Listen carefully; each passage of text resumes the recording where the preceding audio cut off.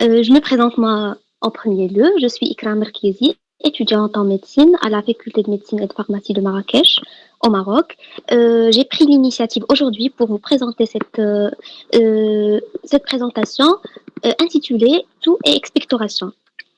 Alors, vous passez la diapo s'il vous plaît. Donc, les objectifs de notre présentation seront les suivants.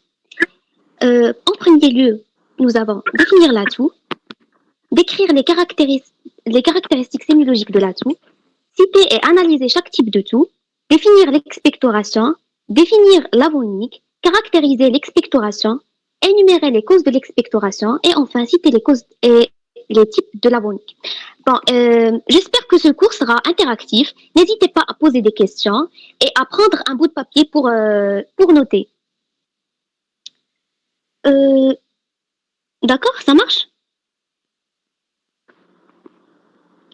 Oui, ils vous ont très bien.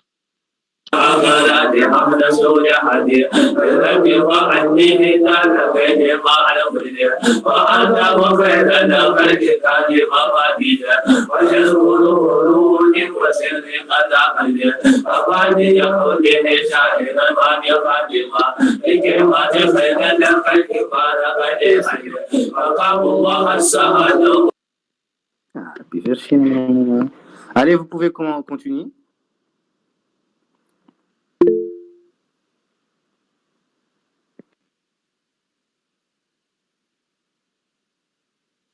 Alors, le plan du déroulement de cette présentation sera le suivant. En premier lieu, nous aurons une introduction, puis on aura à voir trois chapitres, trois principaux chapitres, l'atout, l'expectoration et l'avonique.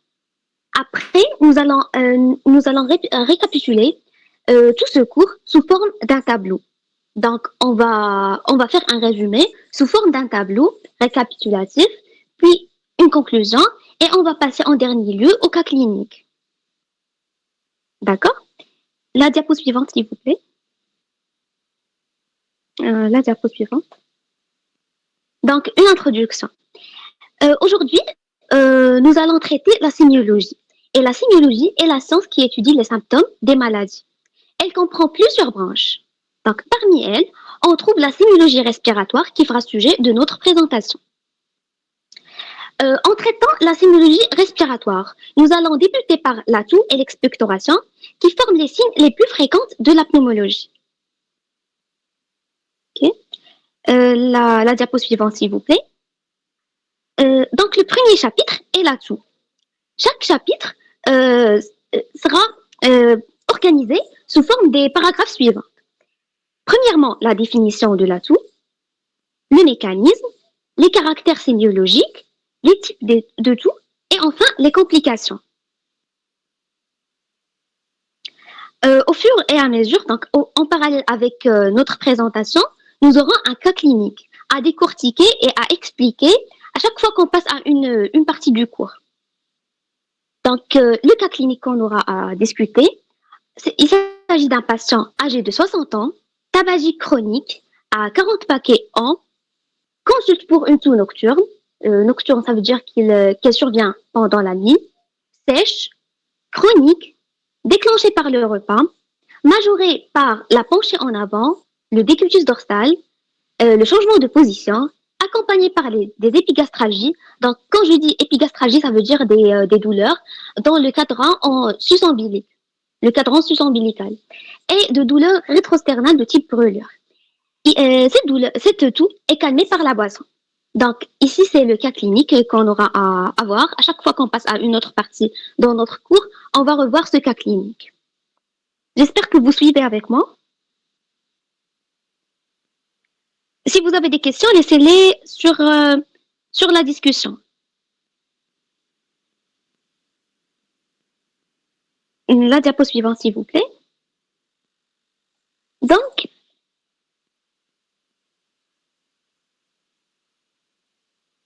alors, on a ici le premier paragraphe, pardon, de ce chapitre qui est l'atout, c'est la définition de l'atout.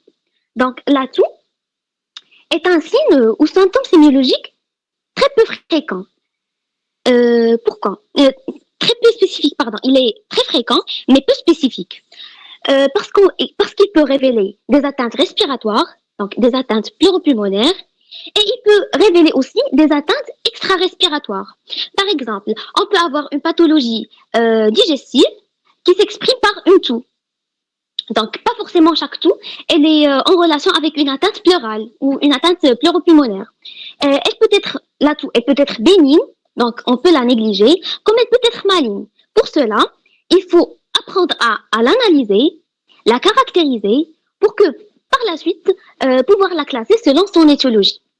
Donc, c'est quoi la toux? Comme une définition de toux. La toux se définit comme une expiration brusque, bruyante et saccadée. Elle peut être, en général, il s'agit d'un acte réflexe. Elle n'est pas volontaire, mais on peut la stimuler et la faire de façon volontaire. Donc, chaque personne peut tousser de façon volontaire. Elle est déclenchée le plus souvent par l'irritation des voies respiratoires.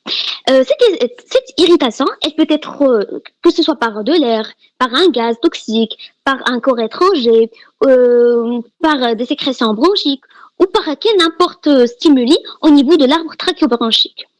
Elle peut être aussi, donc la toux, on peut la scinder en deux grands types.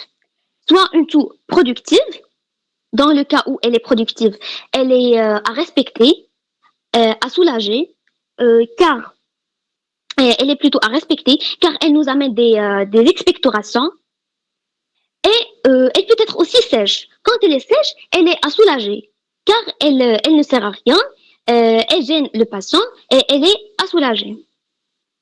Est-ce que vous suivez avec moi? Oui, on suit avec toi. D'accord. La diapo suivante, s'il vous plaît. Donc ici, le deuxième paragraphe, c'est les mécanismes de toux.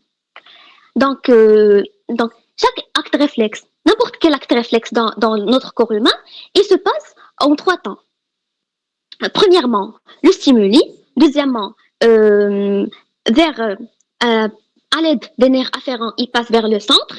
Et puis, par les nerfs efférents, il passe vers les organes effecteurs. Donc, c'est le même cas pour la toux.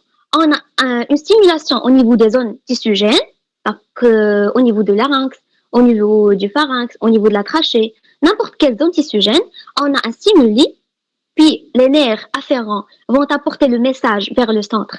Donc, le centre, il peut être le tronc cérébral quand il s'agit d'un acte réflexe involontaire, comme il peut être le cortex cérébral quand il s'agit d'une toux volontaire.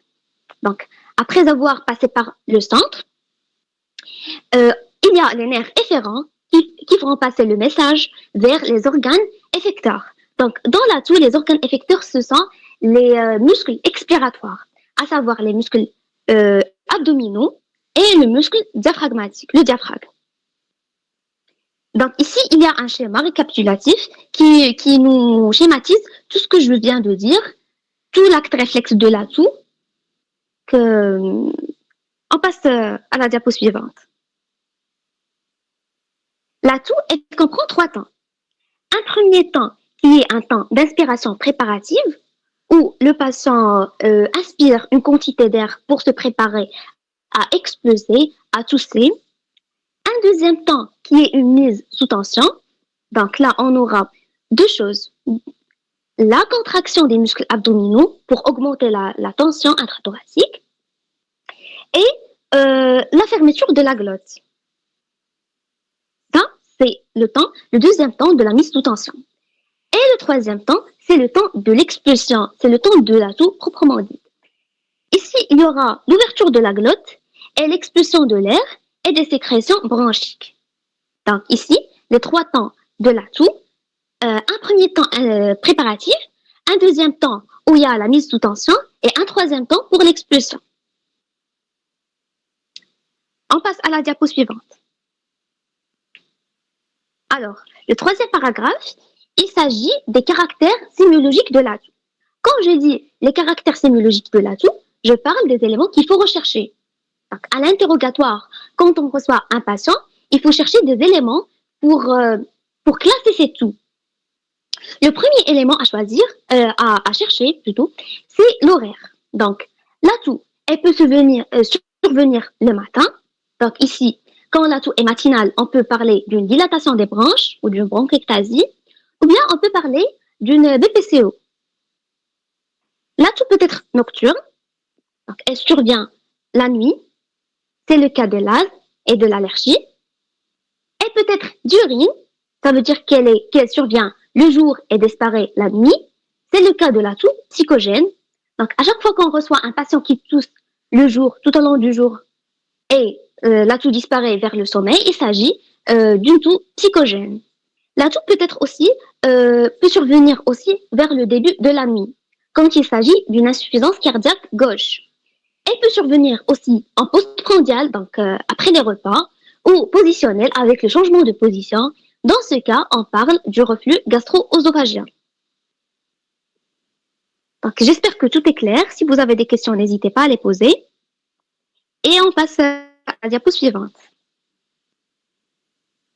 Le deuxième élément sémiologique à rechercher, c'est le terrain. Donc le terrain de la survenue de la toux, et peut-être une atopie, des médicaments ou bien du tabac. Donc quand je parle d'atopie, ça veut dire une allergie qui ne survient pas chez tous les gens. C'est quelque chose d'exceptionnel chez une personne, chez un patient. Des médicaments, par exemple les inhibiteurs d'enzymes de conversion, ces inhibiteurs, quand on les arrête, on voit la disparition de la toux. Ça veut dire que cette toux est en relation avec ces inhibiteurs. Donc, il faut les stopper. Et on peut avoir un terrain tabagique. Donc, le tabagisme peut provoquer la toux. On passe, s'il vous plaît, à la diapo suivante. Le troisième élément sémiologique qu'il faut chercher, ce sont les tonalités et les rythmes. Donc, chaque toux diffère par une tonalité précise et par un rythme précis. Dans la toux de la coqueluche. Donc, la coqueluche est une maladie qui survient surtout chez les enfants. En arabe, c'est le houayan. Il s'agit des quintes séparées, des quintes de toux séparées par une inspiration sifflante. On peut avoir des secousses de toux en quinte, dans le cas de toux pleurale ou de fibrose pulmonaire. On peut avoir une toux spasmodique qui survient surtout la nuit. Dans ce cas, il s'agit soit de l'asthme ou de l'hyperréactivité bronchique. On peut avoir aussi une toux rauque aboyante. Donc, quand je dis toux rauque aboyante, ça veut dire que la voix du patient change. Ici, il s'agit d'une atteinte pleurale. Une atteinte laryngée. On peut avoir une toux émétisante dans le cas de la coqueluche ou d'une origine laryngée. Pharyngée. Donc, quand je dis toux émétisante, ça veut dire que c'est une toux qui provoque par la suite un vomissement. Donc, dans le pharynx, c'est un carrefour. Il y a un centre de toux près d'un centre de vomissement. Donc, la toux excessive peut provoquer des vomissements. On peut avoir aussi une toux bitonale. Ça veut dire que le patient a deux voix. Donc, il a deux voix différentes. Ici, il s'agit de la paralysie du nerf récurrentiel ou du nerf, c'est le nerf laryngé. Donc, j'espère que c'est clair pour vous. On passe à la diapo suivante. La diapo suivante, on va chercher un autre élément sémiologique, c'est le mode de survenue et les facteurs déclenchants. Donc, les facteurs déclenchants de la toux, on peut les scinder en trois grandes catégories. Des facteurs liés aux malades lui-même, des facteurs liés à l'environnement et des facteurs améliorant les symptômes. Donc, premièrement, les facteurs liés aux malades. On peut avoir l'alimentation. Donc, le patient, il se présente, il nous dit à chaque fois qu'il mange, il a reçu son repas, brutalement, il a des toux. Donc, dans ce cas, il peut s'agir d'une fausse route. Donc, l'alimentation, au lieu de passer par l'œsophage, elle passe par la trachée, elle provoque la toux, ou bien un reflux gastro-œsophagien. On peut avoir le changement de position qui provoque la toux. C'est le cas des atteintes pleurales et de l'RGO. Donc, le reflux gastro-œsophagien, il est très fréquent chez les gens. Surtout quand le patient nous dit, quand il prie, il se penche en avant, il a une toux. Donc, ce caractère sémiologique peut nous orienter vers un reflux gastro-œsophagien. On a un autre facteur, c'est le décubitus dorsal. Donc, quand le patient s'allonge, il a une toux. C'est le cas de l'RGO et de l'insuffisance cardiaque gauche. Le dernier facteur lié au malade, c'est l'effort. Donc, à l'effort, la personne tousse. C'est le cas de l'insuffisance cardiaque, toujours gauche, l'asthme ou de la fibrose pulmonaire. On passe au deuxième type de facteurs. Ce sont les facteurs liés à l'environnement. Principalement, on a l'humidité et le brouillard. C'est le cas de l'asthme et l'hyperréactivité bronchique. On a aussi une toux saisonnière ou à certains endroits humides. Donc, cette toux est provoquée par le changement de saison ou les endroits. C'est aussi l'asthme et l'hyperréactivité bronchique. On peut avoir une toux liée à la profession. Donc, la profession est importante dans tout ce qui est pneumologie.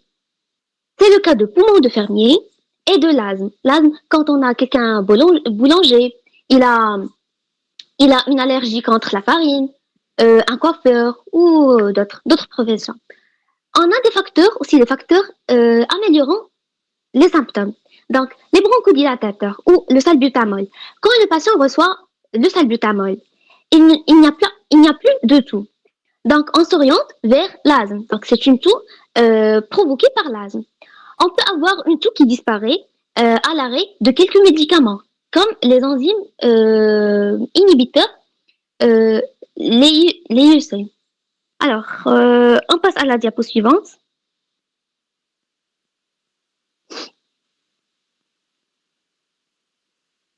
Un autre élément sémiologique à rechercher, c'est le mode de survenue. Alors, le mode de survenue de la toux, il peut être brutal. Quand il est brutal, soudain, on parle d'une toux aiguë. Quand il est progressif, on parle d'une toux chronique. La diapo suivante, s'il vous plaît. On doit chercher un autre caractère sémiologique. Ce sont les signes associés, à savoir l'altération de l'état général et la fièvre. Ces signes associés peuvent nous orienter vers des origines précises. Par exemple, la fièvre peut nous orienter vers une infection. L'altération de l'état général, quand je dis un patient qui a perdu 10 kilos dans quelques mois, donc on peut nous orienter vers la tuberculose. Diapo suivante. Donc, on revient à notre cas. Notre cas clinique, un patient âgé de 60 ans, tabagique chronique à 40 paquets an, consulte pour une toux nocturne, sèche, chronique, déclenchée par le repas, majorée par la penchée en avant, le décubitus dorsal, le changement de position, accompagnée par des épigastralgies, de douleurs rétrosternales de type brûlure et calmée par la boisson. Donc, à partir de ce qu'on a vu, les caractères sémiologiques qu'on vient de voir, citez, s'il vous plaît, les caractères sémiologiques de cette toux en rapport avec ce cas clinique. Donc, je vais vous donner 2 minutes pour regrouper les caractères sémiologiques.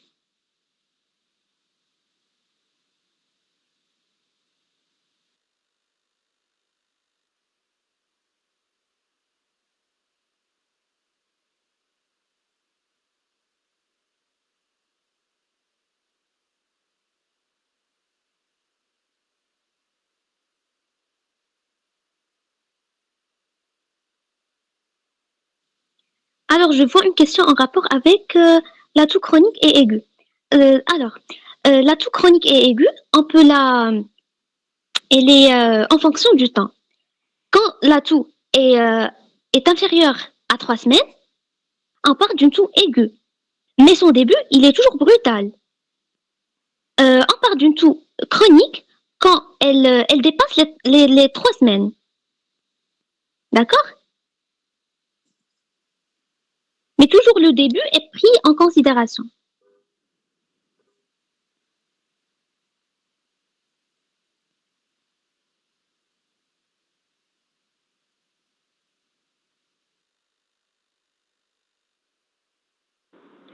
Alors, je me permets un peu d'ajouter un point à nos chers confrères étudiants, etc., de 2e année et de 3e année. que le programme de l'équivalent sert à permettre à l'étudiant de pouvoir discuter, de comprendre et d'interagir. Donc, ne soyez pas timide, rien ne vous rapprochera une faute. Donc, il faut essayer de participer. Vous avez compris la première partie, ça a été très bien expliqué. Très bien.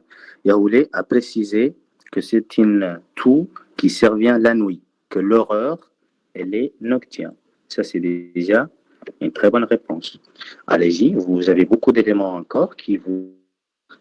des autres caractères sémiologiques de la toux. Chacun d'entre vous peut en participer par une réponse. À la fin, elle vous donnera la réponse. Voilà.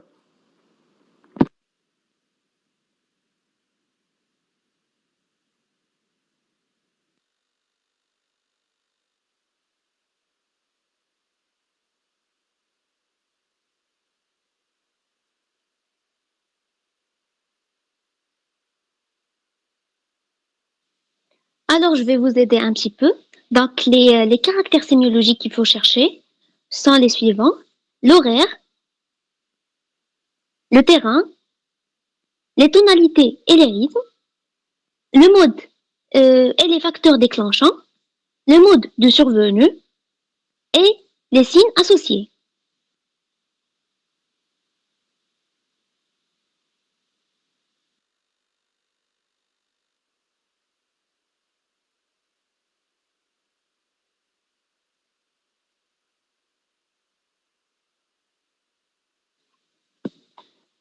Alors, je vais voir vos réponses.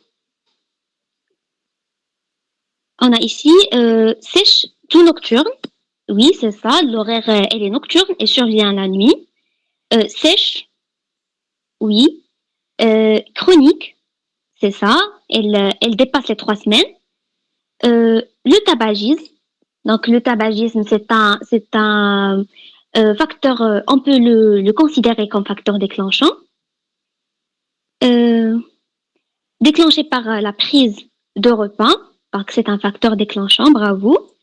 Et des facteurs calmants, la prise de repas.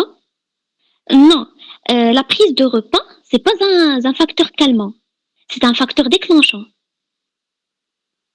Le changement de position, oui, c'est vrai, c'est un facteur déclenchant. Le terrain, on a ici tabagique, oui, bravo. Donc, participer. Des signes accompagnateurs, oui, des épigastralgies, c'est juste. Un type de brûlure, donc des douleurs rétrosternales. Calmé par la boisson, oui, c'est ça. C'est un facteur améliorant. Des épigastralgies, oui, SIA, c'est juste.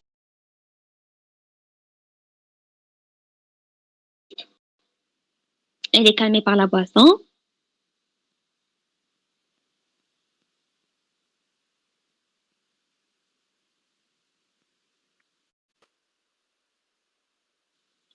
Alors, je vois une question en rapport avec la toux chronique et aiguë.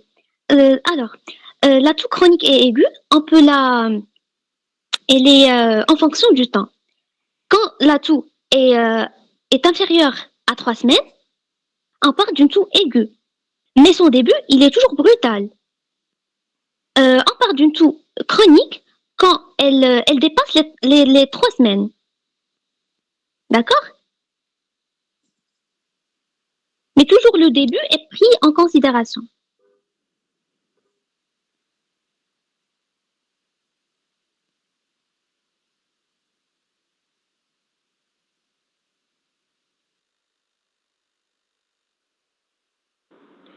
Alors, je me permets un peu d'ajouter un point à nos chers confrères étudiants, etc., de deuxième année et de troisième année, que le programme de l'équivalent sert à permettre à l'étudiant de pouvoir discuter, de comprendre et d'interagir. Donc, ne soyez pas timide, rien ne vous rapprochera une faute. Donc, il faut essayer de participer. Vous avez compris la première partie, ça a été très bien expliqué. Très bien.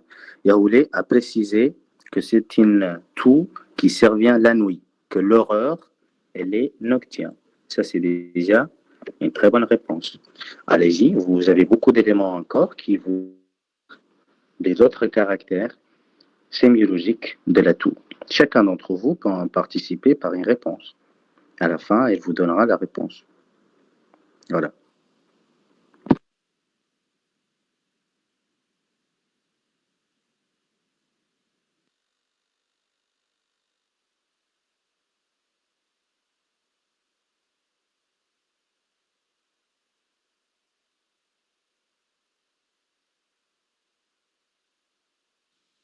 Alors, je vais vous aider un petit peu. Donc, les caractères sémiologiques qu'il faut chercher sont les suivants. L'horaire,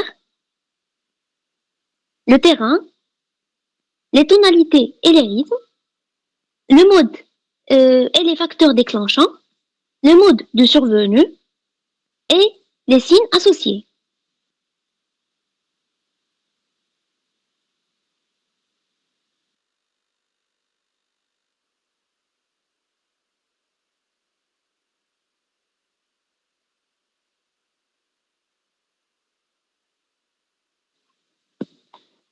Alors, je vais voir vos réponses.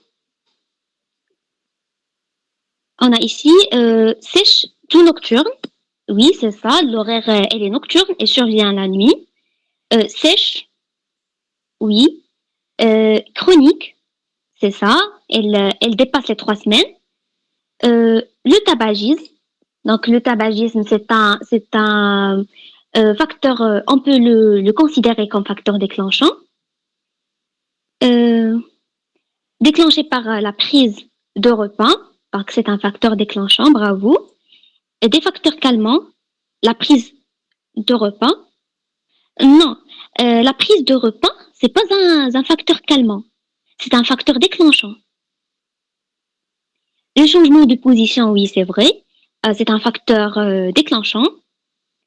Le terrain, on a ici tabagique, oui, bravo. Donc, participer. Des signes accompagnateurs, oui, des épigastralgies, c'est juste. Un type de brûlure, donc des douleurs rétrosternales. Calmé par la boisson, oui, c'est ça. C'est un facteur améliorant. Des épigastralgies, oui, SIA, c'est juste. Elle est calmée par la boisson.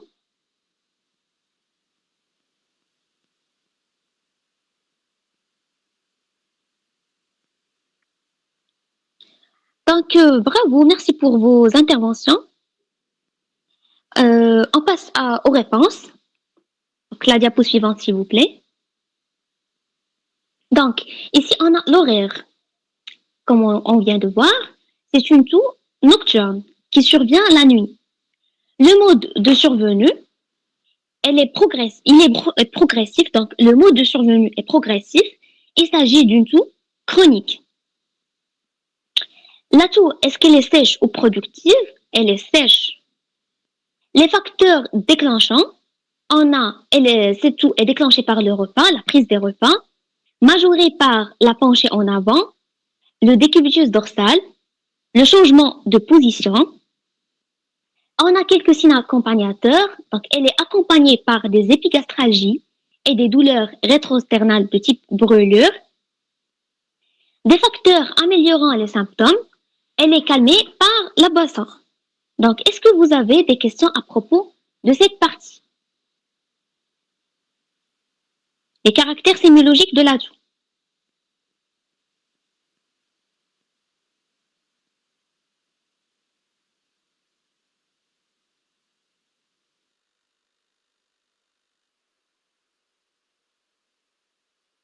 Alors, pour la réponse de Mustapha. Mustapha, ici, la question est de citer les caractères sémiologiques et non pas donner l'étiologie. Donc, merci pour ton intervention, mais il faut donner juste les caractères sémiologiques.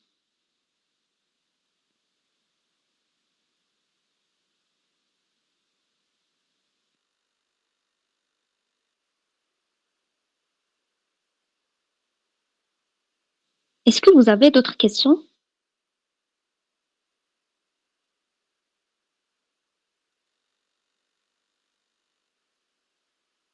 Donc, parfait.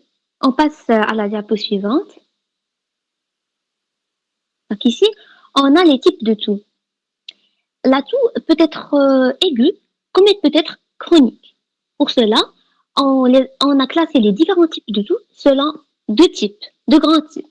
Une toux aiguë et une toux chronique. Donc la toux aiguë est fréquente par rapport à une infection ORL ou trachéobronchique. Vos micros, s'il vous plaît.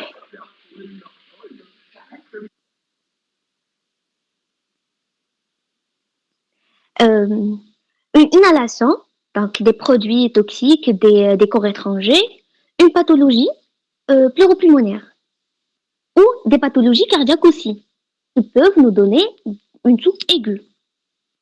Par contre, la toux chronique, il existe deux cas. Lorsque le sujet est tabagique et lorsqu'il est non tabagique. Donc, lorsque le sujet est tabagique, on s'oriente le plus souvent vers un cancer bronchique, quand le sujet, entre guillemets, est âgé, ou une BPCO. Quand le sujet est non tabagique, on peut avoir comme étiologie de tout l'asthme, reflux gastro-œsophagien, des causes ORL et des causes médicamenteuses. Donc, on passe à la diapo suivante et on revient à notre cas clinique. Donc, à partir des étiologies étudiées et des signes, des caractères sémiologiques qu'on vient d'extraire, de quel toux s'agit-il?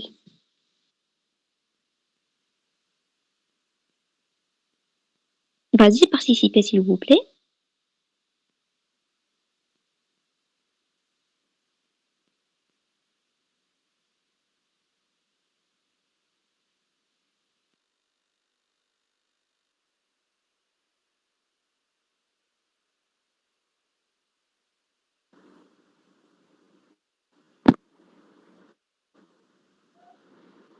Allez-y, allez-y.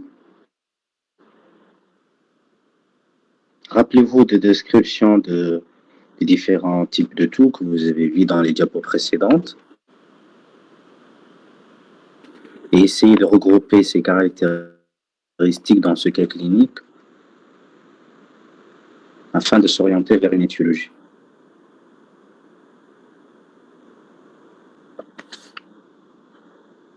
Je vous rappelle d'ailleurs que la présentation va durer 31 heures de temps, donc il nous reste moins de 30 minutes. Donc on doit ajuster le temps et préparer vos questions hein, pour la poser à l'animatrice. D'accord, il y a quelqu'un qui vous a dit cancer ou BPCO. D'accord, allez-y, participez.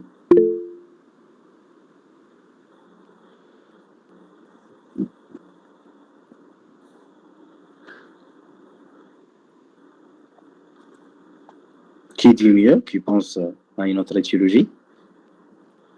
Il faut être raisonnable. Hein. Il faut regarder la logique. Il faut associer les caractéristiques. Allez, Vétillé, tu as levé la main, allez.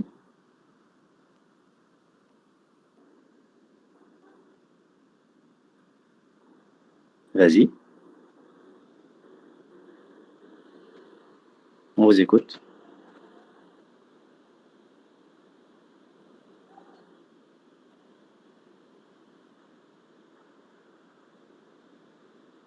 RGO.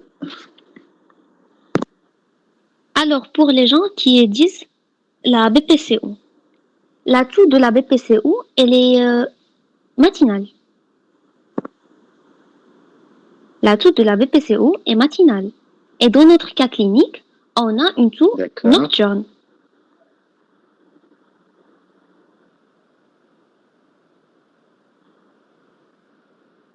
Si quelqu'un souhaite parler par micro, il peut parler, il n'y a pas de souci. S'il veut écrire sa réponse encore, il a le choix. Pour le cancer bronchique, oui, c'est possible, puisque le sujet est tabagique. Mais on a ici des facteurs déclenchants qui peuvent nous orienter vers une autre étiologie.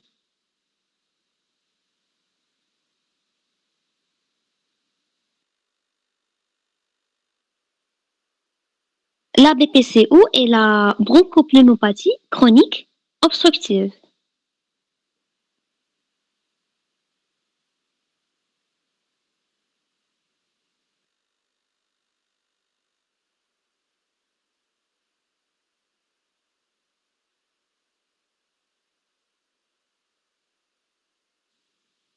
Donc, l'atout de la BPCO, elle est matinale, elle est chronique et elle est productive. Dans notre cas clinique, on a une toux chronique, mais nocturne et sèche. Donc, il faut utiliser les caractères sémiologiques qu'on vient de voir.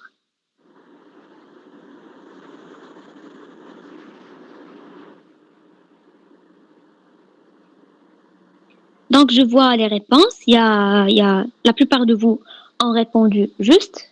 Il s'agit d'un reflux gastro-œsophagien. Allez-y, vas-y, tu... J'explique. D'accord. Euh, Ici, on a ce sujet qui a une toux nocturne. Donc, le premier élément à prendre en considération, c'est que cette toux est nocturne. Elle est sèche et chronique. Donc, elle est déclenchée par le repas en postprandial. Elle est majorée par la penchée en avant.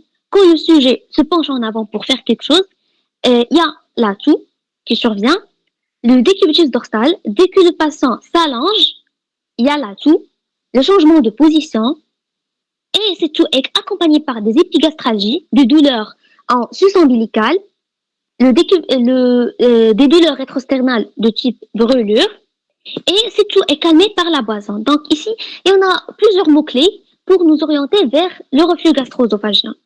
J'espère que vous avez compris ce cas clinique. Si vous avez des questions, n'hésitez pas à les poser.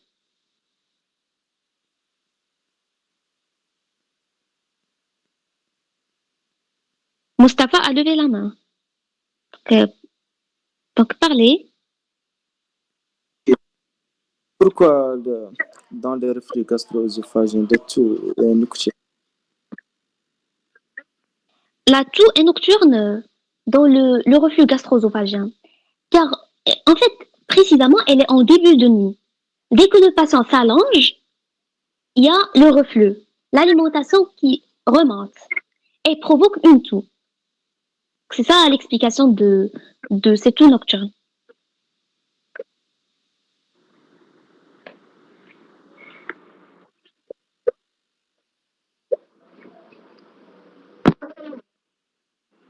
Donc, si vous n'avez pas de questions, on peut passer à la diapo suivante. Donc ici, le dernier paragraphe pour la toux, ce sont les complications. Donc, suite à une toux forte, on peut avoir des complications. Donc, premièrement, Très des bonne fractures question. costales. Quelle question?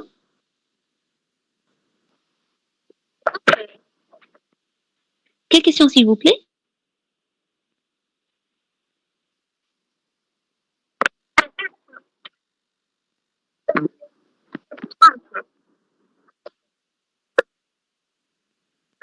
Je vous entends pas.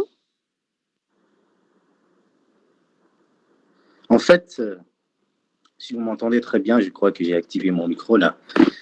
Alors, pour ce qui est du caractère, pour ce qui est de la réponse de la question de l'étudiant, si la toux elle est nocturne,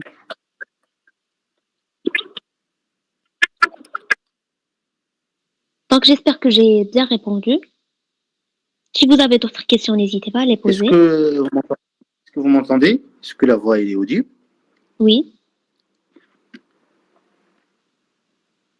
Me semble-t-il que les voix se sont mélangées, hein.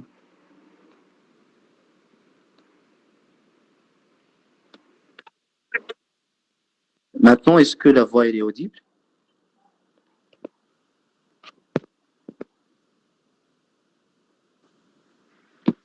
Allez-y, continuez. Je vais vous Alors, donner les complications. l'explication à la fin. D'accord. Les Allez-y, complications de la toux. Il nous Donc, reste moins de 20 minutes. suite à une toux forte, on peut avoir des fractures costales, donc des fractures Allez-y. des côtes.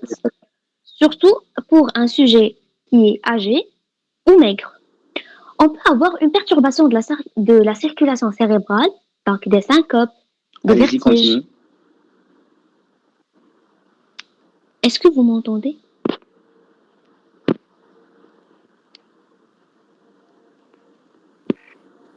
Ok. Donc, on Allez-y, peut avoir continue. un pneumothorax, une rupture d'anévrisme artériel intrathoracique, donc, mais ce cas est rare. Donc, on peut avoir un anévrisme donc, en intrathoracique, et suite à une toux forte, on aura sa rupture. On peut avoir des hernies abdominales ou inguinales. Donc, comme rappel, les hernies, c'est la sortie des viscères intrapéritonéales par des zones de faiblesse naturelles dans la paroi abdominale antérolatérale. On peut avoir une incontinence urinaire, ça c'est surtout chez la femme. On peut avoir de diverses complications, à savoir l'insomnie, l'asthénie et l'exclusion sociale. Un sujet qui touche beaucoup peut être exclu socialement. Des troubles de sommeil, la fatigue et des céphalées. Donc, ce sont quelques complications de la toux. Alors, c'est la fin du chapitre concernant la toux. Si vous avez des questions pour la toux, n'hésitez pas à les poser. Et on passe vers la diapo suivante, où on aura le deuxième chapitre intitulé « Les expectorations ». Donc, on aura des paragraphes comme la toux, une définition des expectorations, le mécanisme, les caractères sémiologiques et les causes.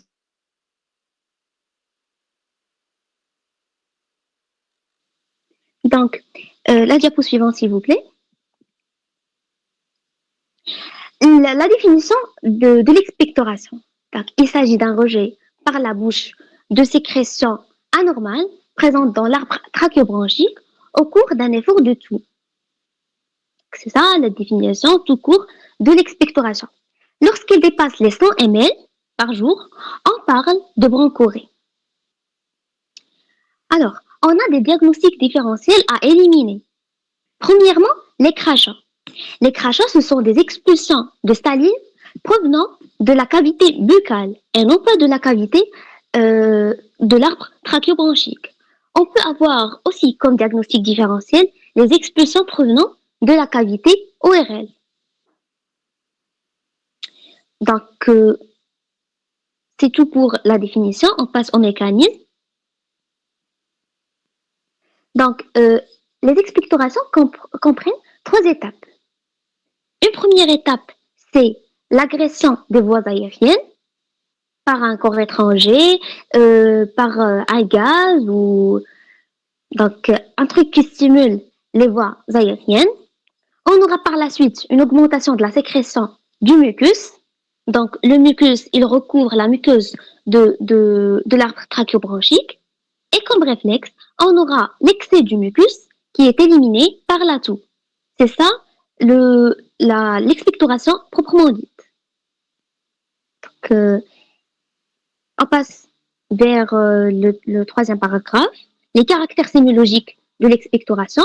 Donc, en cherchant les caractères sémiologiques, il faut préciser s'il s'agit d'un caractère aigu, donc expectoration en quelques jours à quelques semaines, ou chronique, des mois, voire des années.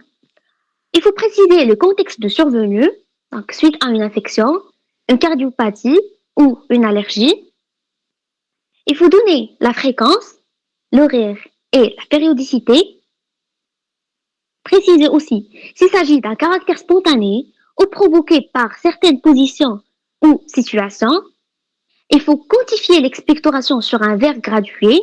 On parle d'expectoration excessive quand elle dépasse les 30 ml par jour et on parle de bronchorrhée quand elle dépasse les 100 ml par jour. Et il faut voir et préciser la viscosité. L'expectoration est visqueuse si elle adhère au verre gradué.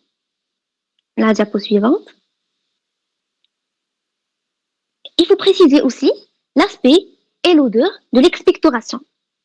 Donc, l'expectoration peut être séreuse. C'est une expectoration transparente, fluide et parfois mousseuse ou rose saumonée. Quand elle est mousseuse, on parle de l'OEP, l'œdème aigu du poumon. On peut avoir une expectoration muqueuse, donc de couleur blanchâtre, visqueuse, c'est par hypersécrétion bronchique. On peut avoir une expectoration perlée, granulée, où on voit des grains. C'est le cas des expectorations de Laennec après une crise d'asthme.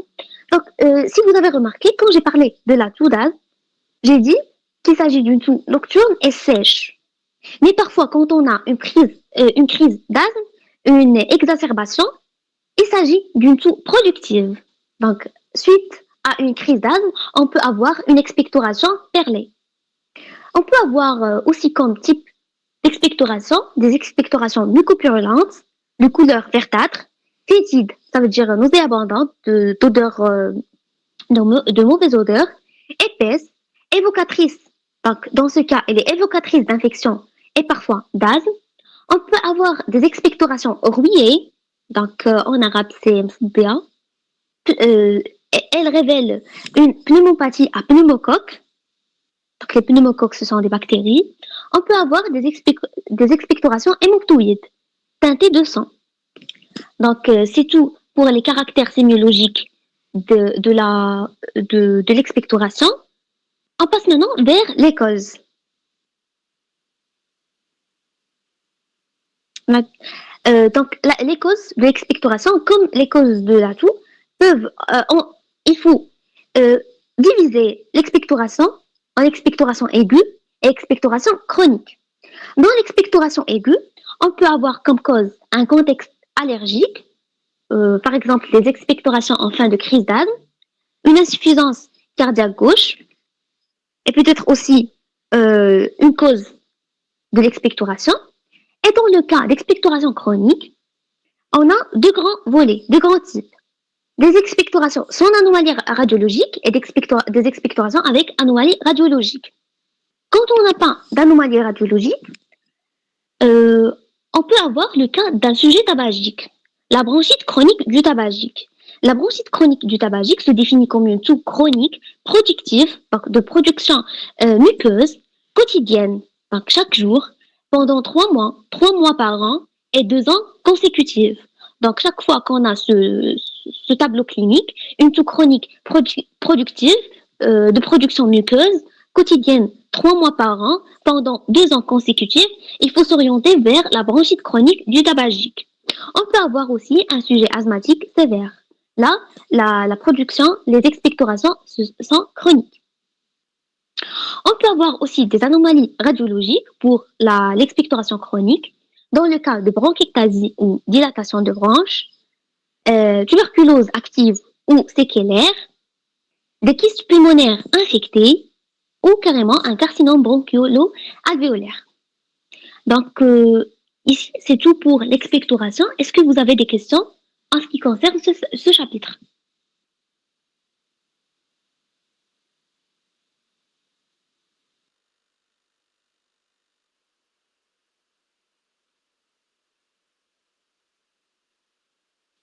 Donc, est-ce que vous avez des questions en ce qui concerne l'expectoration avant de passer vers la bronchique?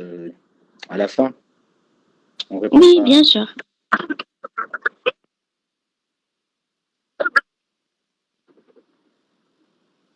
Donc, si vous n'avez pas de questions, on passe à la bronchique, le 3e chapitre.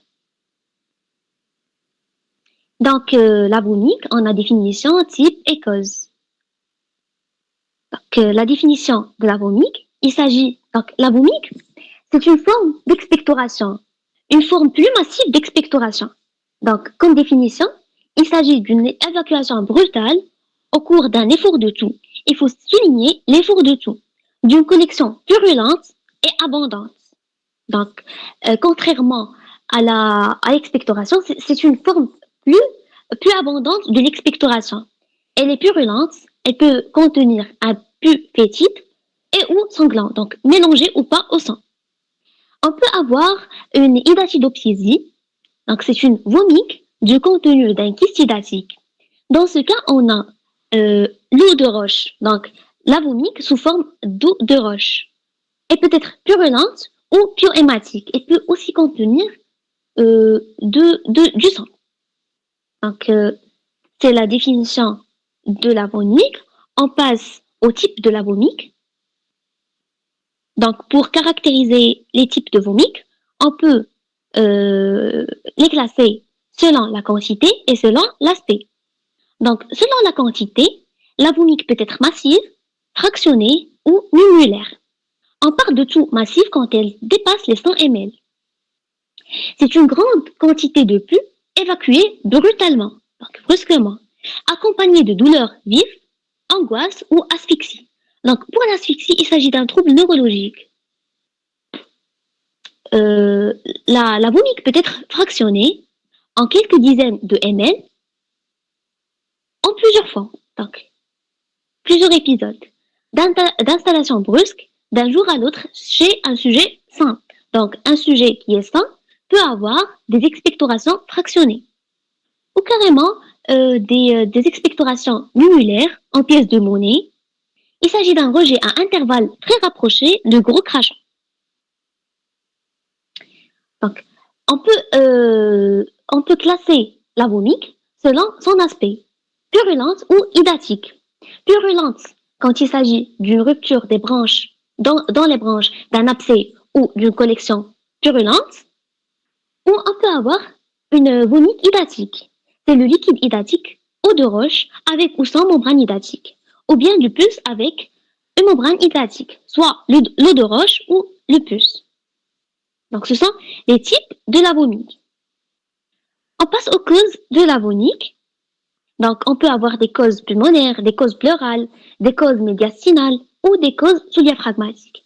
Donc, pour les causes pulmonaires, c'est comme je viens de dire, c'est la rupture d'un abcès ou d'un kyste idatique pulmonaire. Des causes pleurales, la pleurésie pulmonaire purulente rompue dans la plèvre. Donc, pour la pleurésie, donc physiologiquement, on a la plèvre. La plèvre, c'est une membrane qui recouvre les poumons. Donc, on a deux types, plèvre viscérale et plèvre pariétale. Et donc, dans les deux plèvres, il règne un espace virtuel qui nous permet de respirer sans entendre le frottement des poumons avec la grille costale. C'est ça l'intérêt de la plèvre. Mais dans des cas pathologiques, on peut avoir une pleurésie purulente. Lorsqu'elle est rompue dans la plèvre, il s'agit ici d'une vomique. On peut avoir des causes médiastinales, donc une connexion liquidienne d'un kyste bronchiogénique, et on peut avoir des causes sous-diaphragmatiques, donc extra-pulmonaires, dans le cas d'un abcès ou d'un kyste idatique hépatique, donc dans le foie. Alors, c'était tout pour la vomique. Si vous avez des questions à propos de la vomique ou de l'expectoration, n'hésitez pas à les écrire. Donc, on passe au récapitulatif. Donc, ici, j'ai essayé d'organiser toutes les étiologies sous forme d'un tableau. Vous pouvez les lire à tête reposée. Donc, la diapo suivante, s'il vous plaît. La diapo d'après. Donc, on a 3 slides qui contiennent un tableau. En fait, ce tableau, il résume le contenu de toute la présentation. Donc, conclusion. Alors, je pense que j'ai fini ma présentation.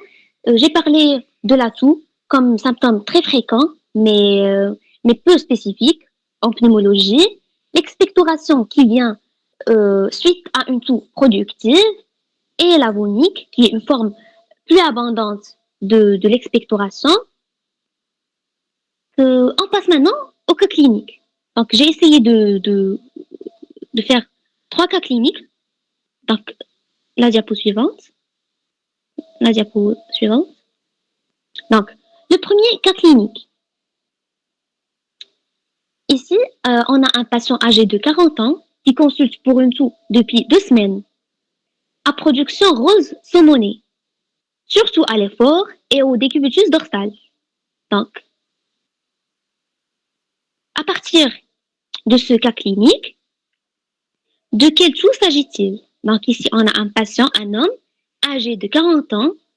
Il consulte pour une toux depuis 2 semaines. Donc, elle n'a pas dépassé les 3 semaines. On parle ici de toux. Comment elle est cette toux?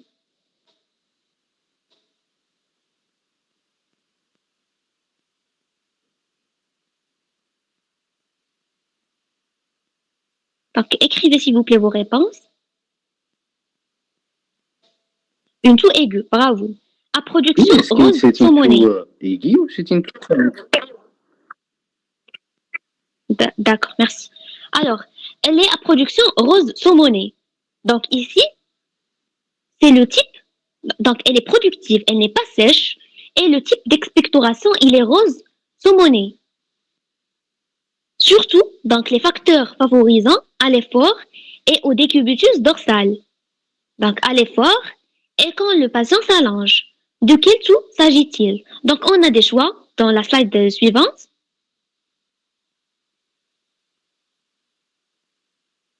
A.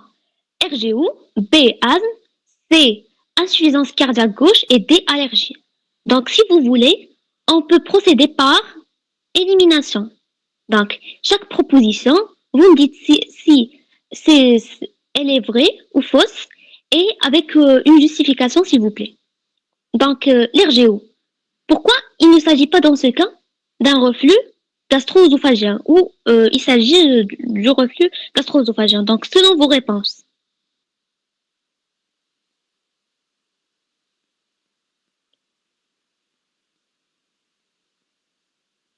Comment on peut avoir l'expectoration d'origine pleurale ou hépatique? On peut avoir. Ok, donc je peux répondre pour l'origine pleurale. L'origine hépatique, c'est un peu difficile pour moi. Alors, l'origine pleurale, on peut avoir un kyste ou une pleurésie qui est rompue dans la plèvre. Et par la suite, elle est cheminée vers l'arbre trachéobronchique et expulsée par la suite. Donc, j'espère que j'ai répondu pour l'origine pleurale. Et même encore, même pour, et si je me permets, pour ce qui est de l'origine hépatique, c'est par contiguïté. Vous savez bien qu'anatomiquement, le foie, il est du côté droit. Donc, là, il est en contact avec le poumon, ils sont séparés par le diaphragme. Il y a les abcès amibiens dans les infections parasitaires qui peuvent donner une infection par contiguïté au niveau pulmonaire et donc donner une collection pulmonaire. Donc là, le contenu de la vomi ou l'expectoration peut provenir bel et bien du foie, mais par extension au niveau pulmonaire et par l'effort de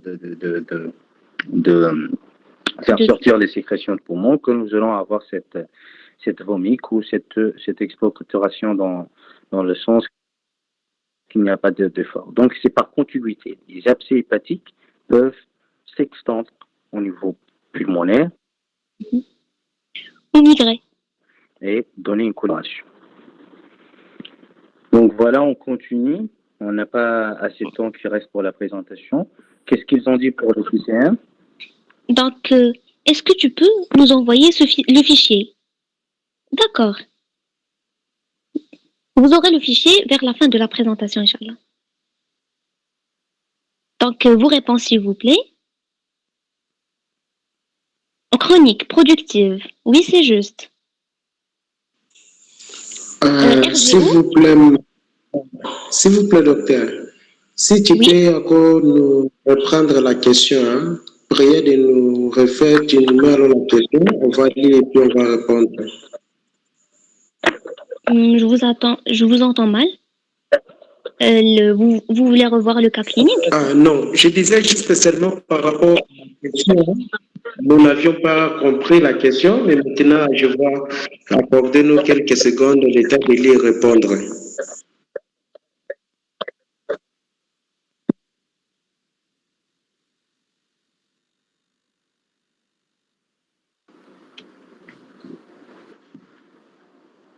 Allez-y.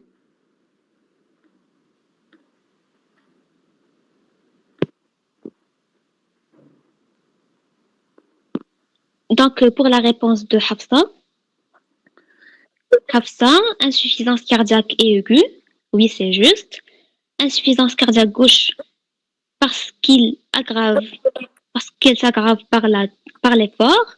Oui, c'est juste. Donc, Hafsa, donne-nous des justifications. Tu t'es basé sur quoi pour dire qu'il s'agit d'une insuffisance cardiaque gauche ou d'une insuffisance cardiaque aiguë? Donc, c'est juste.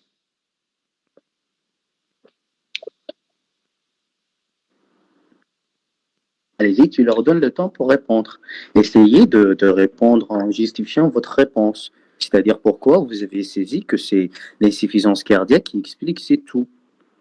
Parce Pourquoi pas que c'est pas un RGO? Pourquoi c'est pas une allergie? Oui, allez-y. parce qu'il revient aux décubitus quand il fait une décubitus dorsale. Très bien. Même l'RGO, elle survient au décubitus dorsal. Donc, comment ça peut éliminer l'RGO? Vas-y. On n'a pas parlé d'une... parce que ce n'est pas nocturne. En fait, oui, c'est juste. Parce que l'atout le cas clinique qu'on a, c'est pas nocturne. Mais en fait, il y a un élément qui nous oriente vers l'insuffisance cardiaque. C'est la production rose saumonée. Contrairement au RGO, on a une toux sèche. D'accord?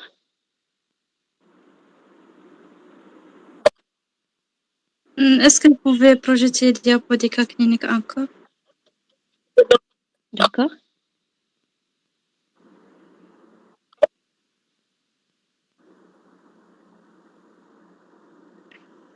Ok, elle n'est pas chronique. N'est-ce pas la chronicité est un signe de RGE? Oui, c'est un signe de RGO, mais aussi la production. Donc, ce qui nous oriente le plus vers une insuffisance cardiaque, c'est la production rose saumonée qui est évocatrice de l'insuffisance cardiaque. D'accord? Donc, si vous n'avez pas de questions, on passe au deuxième cas clinique. Non, dans quelle raison vous éliminez l'asthme et l'allergie?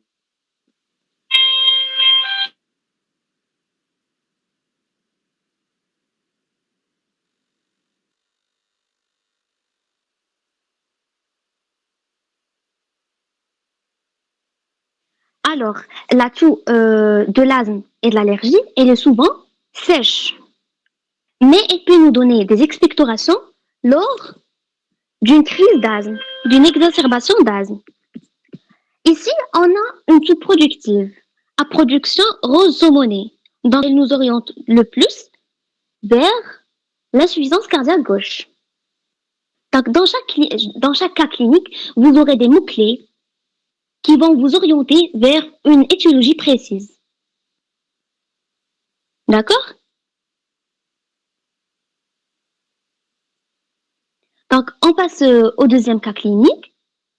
Donc, une patiente âgée de 58 ans consulte pour des secousses de toux stanquintes apparues depuis 6 semaines, sèches, déclenchées par l'effort, et à l'auscultation, on trouve des râles crépitants, témoins d'un syndrome interstitiel. Donc ici, de quel cas s'agit-il? De quel toux s'agit-il?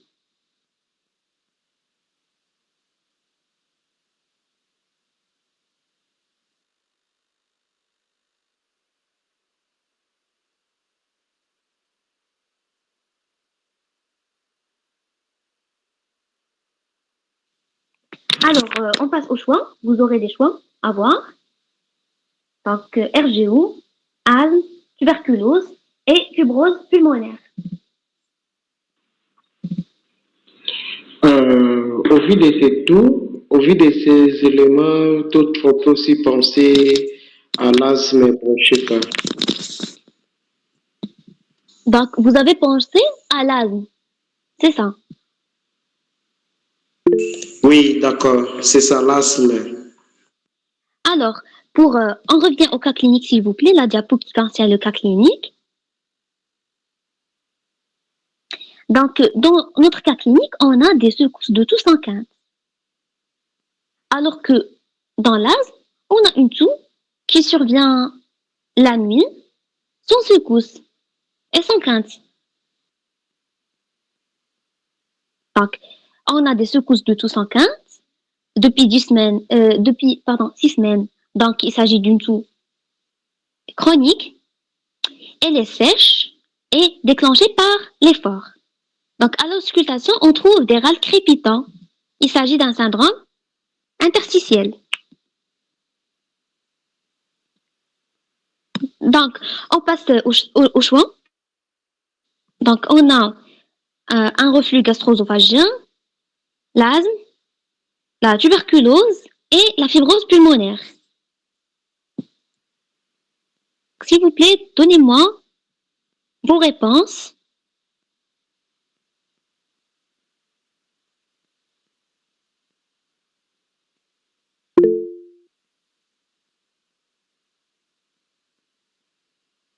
Hafsa a levé sa main. Vas-y, Hafsa, parle. Réponds. C'est une toux asthme. C'est une toux asthmatique. Car il y a car elle ne s'intervient pas. Elle s'intervient à l'effort. J'ai oublié de dire. Oui, elle survient à l'effort, déclenchée par l'effort, sèche et chronique. Mais comme je viens de dire, pour l'asthme, il ne s'agit pas de secousse de toux sanguine. Et puis, on a, à l'examen clinique, à l'auscultation, on a trouvé des râles crépitants. Donc, il s'agit d'un syndrome interstitiel. Pour l'asthme, on trouve des râles sibilants et non pas crépitants. Et puis, le syndrome interstitiel nous oriente vers une étiologie précise. Donc, on a RGO, asthme, tuberculose, fibrose pulmonaire. On va essayer de procéder par élimination. Donc, on a le reflux gastro-œsophagien. Pourquoi on va éliminer le reflux gastro-œsophagien? Alors que le reflux gastro-œsophagien, il s'agit d'une toux chronique, sèche, déclenchée par le changement de position, mais ce ne sont pas des secousses de toux. Le deuxième choix, qu'est-ce qu'on a? Asthme, on vient de l'éliminer, et on a la tuberculose. Pourquoi on va éliminer la tuberculose?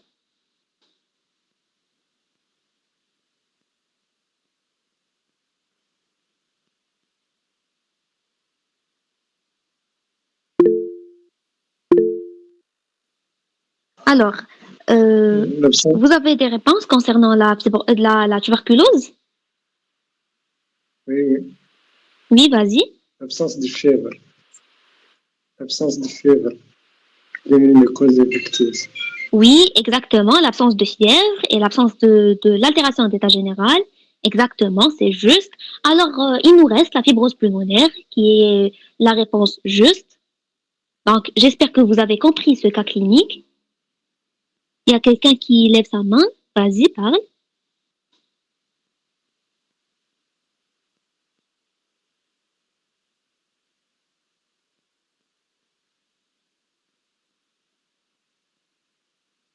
Allez-y, on vous écoute. Ah, c'est bon, vous avez compris. D'accord, on passe au troisième cas clinique, s'il vous plaît. Donc, le troisième cas clinique, on a un patient âgé de 70 ans, ancien tabagique, à 40 paquets an, se présente pour une toux comme motif de consultation, d'apparition nocturne, sèche, accompagnée de sueur et une perte de 10 kilos pendant 6 mois. Donc, il s'agit de quoi?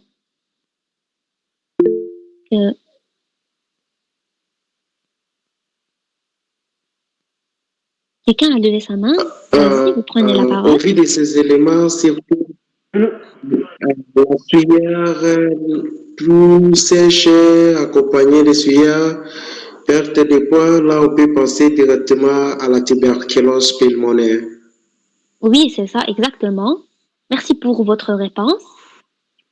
Donc, pour les choix, on a l'allergie, tuberculose, atteinte pleurale et œdème aigu du poumon. Donc, s'il vous plaît, les choix.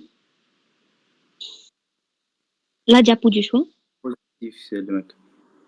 La diapo des choix. Voilà. On a 4 choix, l'allergie, tuberculose, atteinte pleurale, la OAP. Suivante. Donc, la majorité d'entre vous ont répondu juste, il s'agit d'une tuberculose. Cancer de poumon. Oui, effectivement, on peut penser à un cancer pulmonaire, mais en fait là, on a une grande perte de poids pendant une petite durée. Il s'agit de l'altération de l'état général. Donc, on va nous orienter directement vers la tuberculose. Donc, s'il vous plaît, diapo suivante. J'espère que vous avez compris ce cas. La diapo suivante. Donc, j'arrive vers la fin de ma présentation. J'espère que vous avez apprécié et que c'était bénéfique pour vous. Si vous avez des questions, n'hésitez pas à les poser. Je suis à votre écoute. Pourquoi il ne s'agit pas de RGO? Alors, en fait, donc il y a des signes qui peuvent nous orienter vers l'RGO, donc nocturne, sèche. Mais en fait, dans ce cas clinique, on a la notion de perte de poids et la sueur, donc la fièvre. Ces trois signes vont nous orienter directement vers une tuberculose, la tuberculose pulmonaire.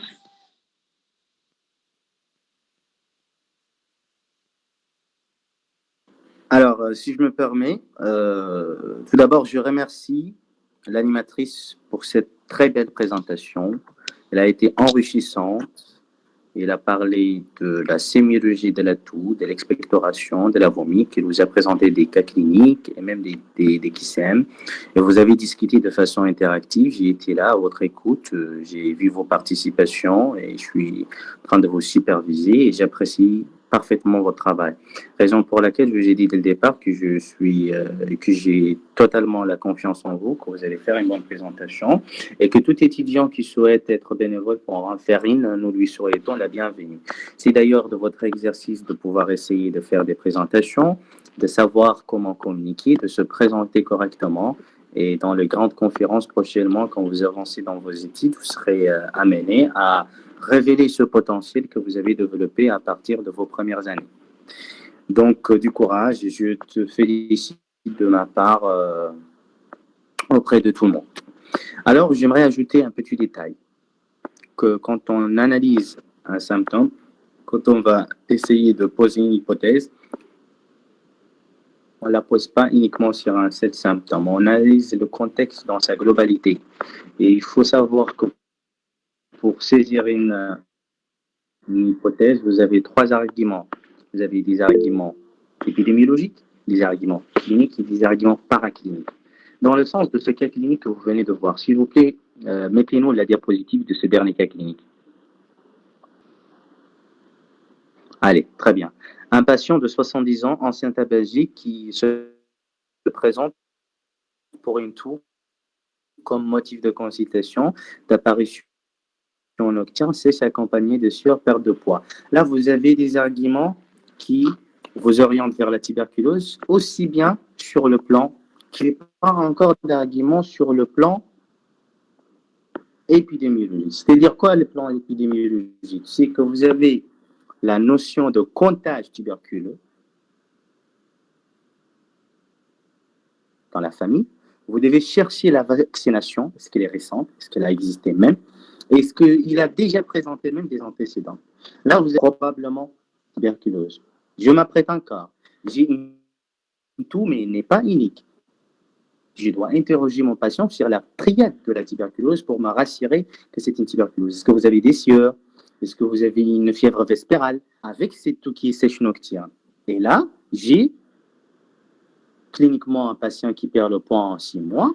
Donc, j'ai globalement des arguments cliniques et des arguments épidémiologiques. D'autant plus que j'ai une positivité des crachats, donc des barres, des bacilles alcalo-acido, des résistants qui se retrouvent dans l'examen direct d'exploration des crachats, de l'expectoration, qui est le produit qui vient directement des poumons.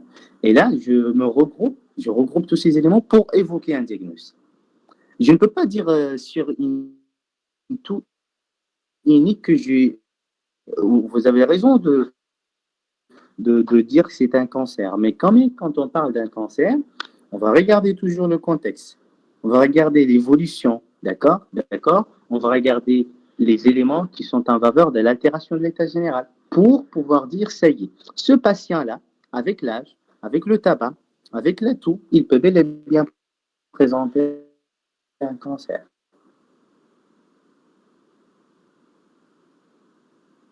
Ça ne lui empêche pas de le présenter. Mais il faut toujours analyser le contexte. Comme je vous ai dit, c'est pas un seul argument. Ici, il vous a présenté un cas clinique avec un seul symptôme, qui est l'atout, pour vous faire des exercices. Mais dans l'ensemble, il faut analyser le contexte, de chercher des signes associés. Et c'est comme ça qu'on évoque des hypothèses. On n'évoque pas l'hypothèse sur un seul symptôme ou sur un seul symptôme. Donc ça, c'était pour vous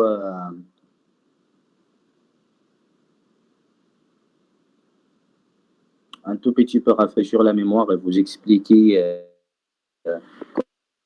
comment peut-on saisir des hypothèses diagnostiques de façon correcte afin de ne pas se tromper et se baser sur un seul côté. Parfois, on a des pathologies, des maladies qui se ressemblent, qui sont beaucoup plus proches. Donc, on doit chercher. Pour l'état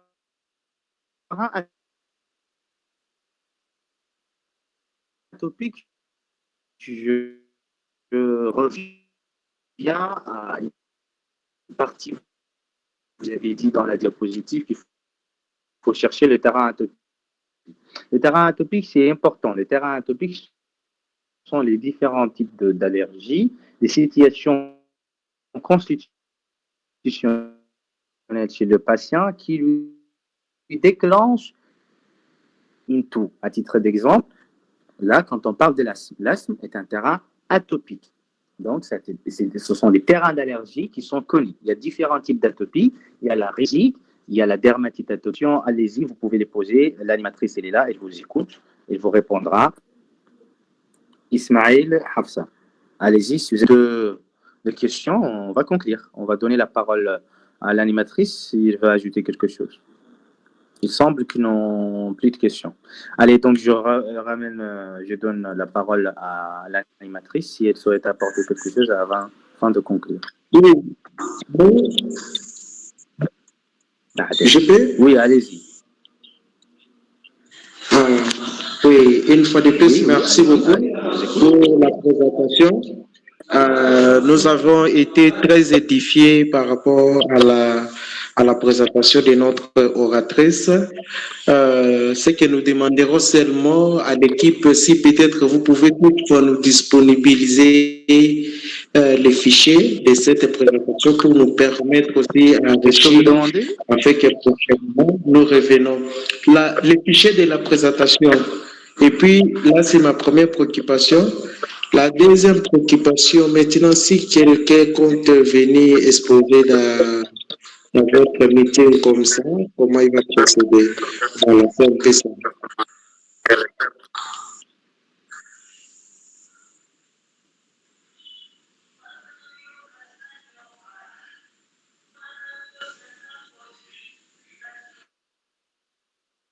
Hein? On ne vous a pas entendu. Qu'est-ce que vous voulez après la présentation, après le fichier? Oui, j'ai dit ceci. Vous nous disponibilisez les fichiers de l'exposé. Là, c'est de un. Deuxième préoccupation, si quelqu'un a peut-être un sujet par rapport à la médecine pour exposer quelles sont les procédures, les critères, faire qu'il soit sélectionné et puis venir présenter ça. Voilà, c'est un peu Très bien. Très bien. Pas de souci. Vous avez mon mail. J'espère que j'arrive à l'écrire ici en chat.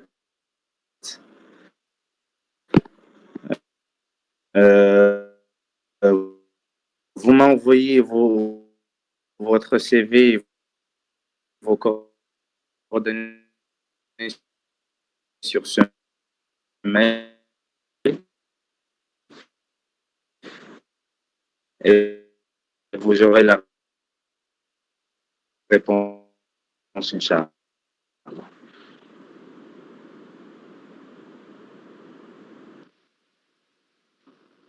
D'accord, c'est bien reçu. Et pour le document, vous l'aurez, Inch'Allah, sur le groupe WhatsApp équivalence sémiologique.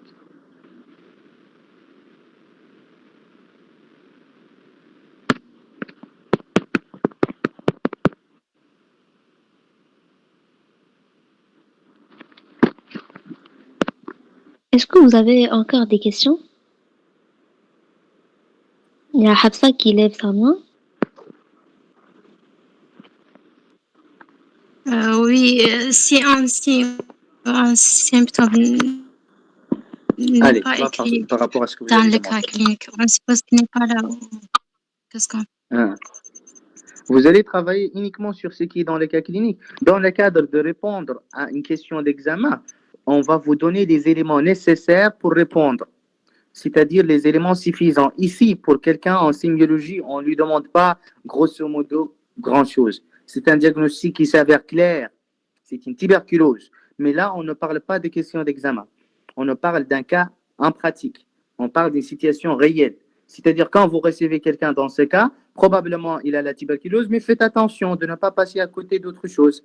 Donc, analysez les éléments dans leur ensemble. Ici, votre collègue ne vous a pas donné d'autres symptômes.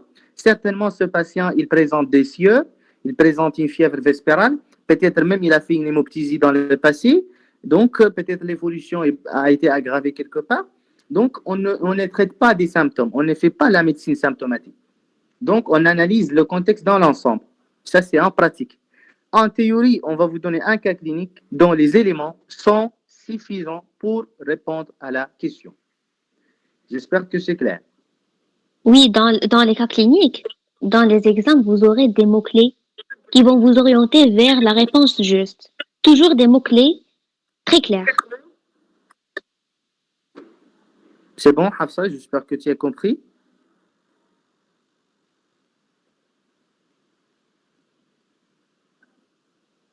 Hafsa, est-ce que tu as eu la réponse à ta question? Oui, oui, merci. D'accord, merci à vous. Allez-y, donc s'il n'y a plus de questions, je donne la parole à l'oratrice pour conclure.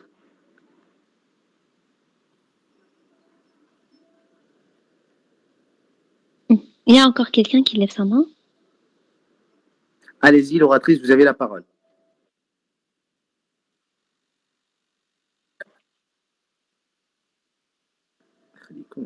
Allez-y, on vous écoute.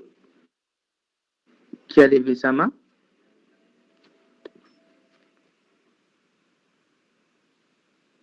Qui a levé sa main? On vous écoute.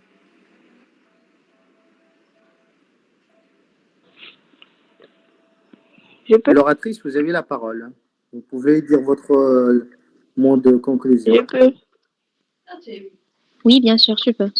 Vas-y. Ouais. D'accord, merci pour la parole. Ah oui, oui, on vous a donné la parole. Oui, et si on donne un cas clinique, est-ce qu'on est obligé de travailler avec tous les signes et symptômes qu'on nous donne Ah, bah oui, pour bienvenue. avoir un diagnostic? Non, en fait, ça dépend. Est-ce que vous êtes? Est-ce que vous êtes quoi?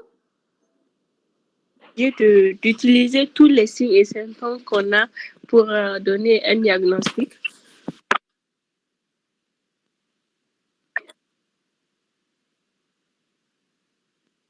Oui, bien sûr. Vous n'allez pas prendre quelques symptômes et laisser d'autres. Dans un cas clinique, tout est important. Tout mot est important dans un cas clinique. Mais sur le terrain, Vous allez tout prendre en considération. Sur le terrain, je dis, on peut bien avoir d'autres signes, mais oui, bien sûr, qui sont en rapport avec d'autres maladies. Et c'est ça l'intérêt de connaître toute la médecine, toute la symptomatologie. C'est de savoir les autres sémiologies afin de distinguer les différents types de diagnostics. C'est-à-dire, si vous avez un patient dans ce cadre, ce monsieur-là, pour être sûr que c'est la tuberculose, il faut approfondir dans le cadre des arguments épidémiologiques. Est-ce qu'il y a une notion de contagion tuberculeux dans la famille? Donc, des antécédents, que ce soit des antécédents familiaux ou personnels. Qui n'ont pas été mentionnés ici. Bon, là, excusez-moi, ils sont là. Hein. Ils sont là. Donc, il y a les sieurs. Je n'ai pas regardé. Voilà, c'est la démarche. C'est que vous avez vu certainement l'observation médicale, Wallah, vous allez la voir bientôt, qu'il y a une démarche à partir de laquelle vous allez récolter les données du patient et enfin, vous allez, à partir de votre résumé syndromique, proposer une hypothèse. D'accord? Yaoulete, j'espère que vous vous appelez comme ça. En fait, est-ce que vous avez saisi la réponse, l'étudiante qui a posé la question? Oui, c'est bon, merci.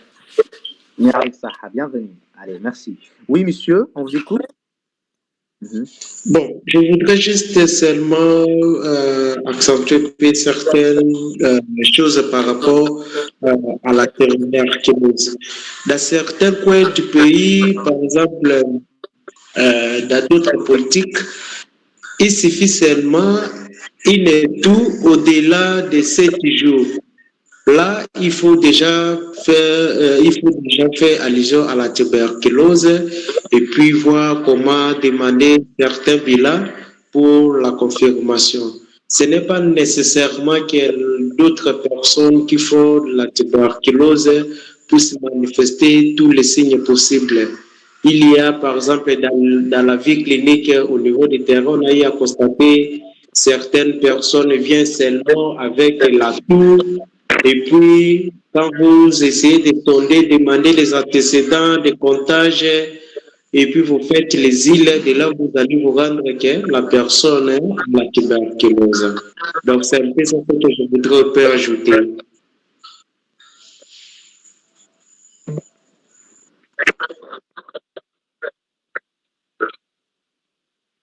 Oui, certainement.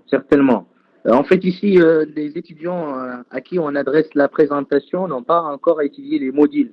Donc, ils n'ont pas de connaissances sur les pathologies ni des examens paracliniques. On est là pour leur orienter sur le plan sémiologique, de savoir les symptômes et de pouvoir bien les décrire. Vous avez raison qu'on peut évoquer la tuberculose devant une toux productive avec expectoration qui dépasse 1 semaine, etc. Ça, ce sont des éléments d'orientation clinique. Mais on n'est pas encore arrivé à ce niveau. Là, on s'adresse à des étudiants de 2e année, de 3e année qui s'attachent et qui s'acharnent au sens propre pour le moment à la sémiologie. Et je crois que, à mon avis, cette présentation a été très belle. Elle était très belle, elle était enrichissante encore sur le plan sémiologique. Elle a été nécessaire pour tout étudiant et médecin. Je remercie l'oratrice et je lui donne son mot pour conclure. Vous avez la parole, Ikra. D'accord, merci. Merci pour cette chance. Et j'espère que vous avez apprécié cette présentation. Comme je vous ai déjà dit, vous avez un tableau récapitulatif qui contient toute cette présentation. Il suffit de le lire à tête reposée pour s'orienter vers chaque étiologie. C'était tout pour cet épisode de sémiologie équivalent, sémiologique. Et merci.